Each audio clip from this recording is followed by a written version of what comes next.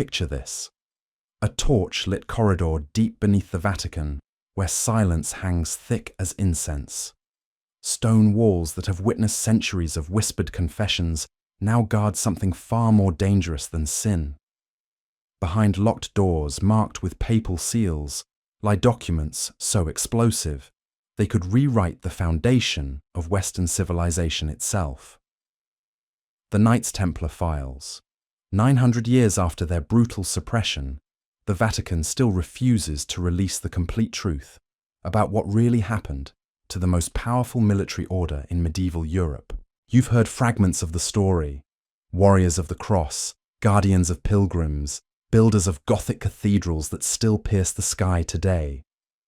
But beneath the romance and legend lies something that made kings tremble and popes plot in shadowed chambers. The Templars didn't just guard roads to Jerusalem, they discovered something that threatened to unravel the carefully woven narrative of divine authority that had ruled Europe for centuries.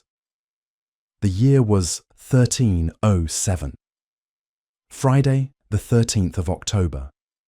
A date that would become synonymous with misfortune for good reason. Before dawn broke across the French countryside, thousands of knights were dragged from their beds in chains. King Philip IV of France had orchestrated the largest coordinated arrest in medieval history. But this wasn't about military conquest or territorial disputes. This was about silence, about burying secrets so deep they would never see daylight again. What did the Templars know that made them so dangerous? Why did the most powerful monarch in Europe risk everything to destroy them? And more disturbing still, why does the Vatican continue to classify their complete records 700 years later? You're about to step into a labyrinth of hidden chambers, encrypted documents, and testimonies that were never meant to survive. Because the truth about the Knights Templar isn't just medieval history. It's a mirror that reflects the darkest corners of institutional power, where truth becomes the enemy and silence becomes salvation. The official story feels almost quaint now. A band of 9 French knights, led by Hugh de Payens, approached the King of Jerusalem in 1119 with a humble request. They wanted to protect Christian pilgrims traveling the dangerous roads to the Holy Land. The king granted them quarters beneath the ruins of Solomon's temple, and thus began the poor fellow soldiers of Christ and of the Temple of Solomon. But here's where the official narrative starts to crack. These 9 knights, supposedly dedicated to poverty and protection, spent the next 9 years not escorting pilgrims, but digging, excavating, searching beneath the Temple Mount for something that history books conveniently forget to mention. What were they looking for? The Ark of the Covenant, perhaps? Ancient scrolls containing lost knowledge? Or maybe something even more revolutionary? Because when they finally returned to Europe, everything changed. These supposedly poor knights had become the wealthiest organization on the continent. They built a financial empire that spanned from London to Jerusalem, creating the first international banking system. They constructed fortress churches with architectural secrets that still puzzle engineers today. And they accumulated knowledge that made scholars and kings alike seek their counsel. The transformation was too dramatic, too sudden, to be explained by simple success in protecting pilgrims. Something had happened beneath that ancient temple, something that gave them not just wealth, but leverage over the most powerful institutions of their time. By the 13th century, the Templars had become a state within states. They answered to no king, only to the Pope himself. Their fleet controlled Mediterranean trade routes. Their banks financed the Crusades and held the debts of entire kingdoms. They had developed their own legal system, their own military tactics, their own mysterious initiation rituals that took place behind closed doors. But power that grows too quickly attracts dangerous attention. And the Templars had made one critical mistake. They had become more powerful than those who had originally empowered them. King Philip of France was drowning in debt, much of it owed to the Templars themselves. But this wasn't just about money. Philip had been systematically consolidating power, eliminating anyone who could challenge his absolute authority. The Templars, with their international connections and papal protection, represented the last major obstacle to his vision of centralized monarchy. Yet Philip couldn't simply attack them militarily. The Templars were too well connected, too well defended. He needed a different weapon. He needed heresy. The charges that Philip leveled against the Templars in 1307 were designed to shock medieval Christian society to its core. Denial of Christ, worship of a mysterious head called Baphomet, secret rituals involving spitting on the cross, sodomy among the brothers. Each accusation was carefully crafted to justify not just arrest, but total destruction. Under torture, many Templars confessed to these charges, but torture has a way of producing the confessions that interrogators want to hear rather than the truth. And the confessions themselves contain curious inconsistencies that suggest something more complex was happening. Some Templars spoke of secret knowledge passed down from their time in Jerusalem. Others mentioned documents hidden in their strongholds that contained dangerous truths about the origins of Christianity itself. A few even hinted at discoveries made beneath the Temple Mount that challenged the fundamental teachings of the Church. But here's where the story takes its most mysterious turn. In 2001, the Vatican finally released portions of the Templar trial records that had been sealed for 7 centuries. These documents, known as the Chinon Parchment, revealed that Pope Clement V had secretly absolved the Templars of heresy charges 2 years before their public condemnation. If the Pope had declared them innocent in private, why did he allow their public destruction to continue? Why did hundreds of knights burn at the stake for crimes their own church had determined they hadn't committed? The answer lies in what the Vatican files still refuse to reveal, because the documents released in 2001 represent only a fraction of the Templar archives. The most sensitive materials remain locked away, accessible only to a handful of Vatican researchers who have signed oaths of secrecy that extend beyond death. What could possibly be so dangerous in documents that are nearly a millennium old? What truth is the Vatican still protecting after all these centuries? The answer may lie not in what the Templars did, but in what they found, because their 9 years of excavation beneath Solomon's temple may have unearthed more than ancient gold or forgotten scrolls. They may have discovered evidence that challenged the very foundation upon which papal authority was built. Consider the implications of such a discovery. If the Templars had indeed found evidence that contradicted core church teachings, they would have possessed the ultimate leverage, not just over kings or merchants, but over the entire spiritual hierarchy of medieval Europe.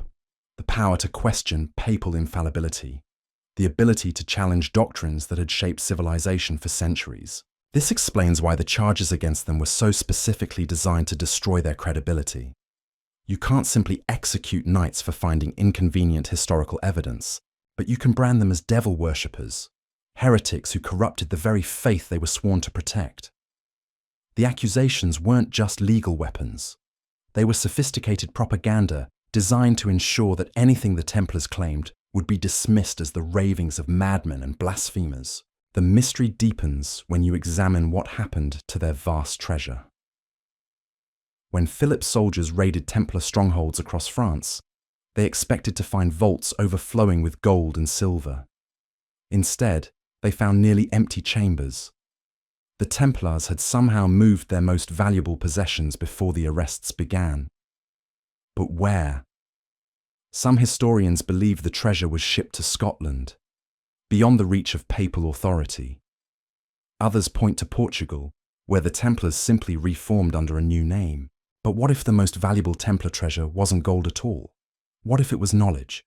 Documents, scrolls, maps, genealogies, information that could destabilize the careful balance of power that kept medieval Europe functioning. The Vatican's modern classification system provides intriguing clues about what they're still hiding. Documents are ranked not just by age or historical importance, but by what Vatican archivists call potential for doctrinal disruption. The highest classification, reserved for materials that could fundamentally challenge established teaching, requires personal approval from the Pope himself for access. Multiple researchers have confirmed that significant portions of the Templar archives fall into this highest classification category. Not because they contain military secrets or financial records, but because they pose what Vatican officials privately describe as theological complications. What kind of theological complications could documents from the 14th century possibly present to the modern Church? The answer may lie in recent archaeological discoveries that the Vatican has been remarkably quick to either acquire or suppress. In 1945, the Nag Hammadi Library was discovered in Egypt, containing Gnostic Gospels that presented radically different versions of early Christianity. The Vatican initially attempted to purchase the entire collection. When that failed, they launched their own archaeological expeditions to the region, securing several previously unknown texts that have never been made public. Similar patterns emerged with the Dead Sea Scrolls. Despite being one of the most significant archaeological discoveries of the 20th century, many scrolls remain inaccessible to independent scholars. The Vatican maintains a substantial collection of unpublished fragments, classified under their highest security protocols. These modern discoveries may help explain the Vatican's continued secrecy about the Templar files. If the Knights did uncover ancient texts during their excavations, texts that presented alternative versions of Christian origins, the implications would extend far beyond medieval history. The geographical evidence supports this theory. The Templars established their most secure strongholds not in strategic military locations, but near sites of historical and religious significance.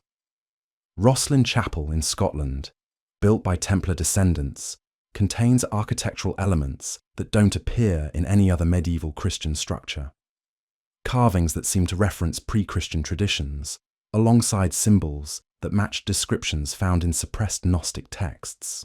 The chapel's design suggests its builders had access to architectural knowledge that predated conventional Christian building techniques. Knowledge that the mainstream church would have considered heretical, if not impossible. But perhaps the most compelling evidence for continued Vatican secrecy lies in their behavior patterns when researchers get too close to sensitive materials. Academic careers have been quietly ended.